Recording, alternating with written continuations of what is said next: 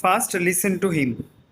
85% অন্তত ভোট করুন, দেখবেন প্রাইভেট স্কুলে বাচ্চাদের পাঠাতে হবে না, সরকারি স্কুলেই পাঠাবেন, এমন পরিকাঠামো বিজেপি তৈরি করে দেবে। আর ধর্ষকদেরকে সকালে নেবে, 24 ঘন্টার মধ্যে জমা এবং খরচ করে দেবে। The leader of opposition in West Bengal, a BJP MLA. He or they promises zero rape cases and world-class government school if they come to power. But let's look at their record in state they already rule. In Madhya Pradesh, over 29,000 schools have been closed.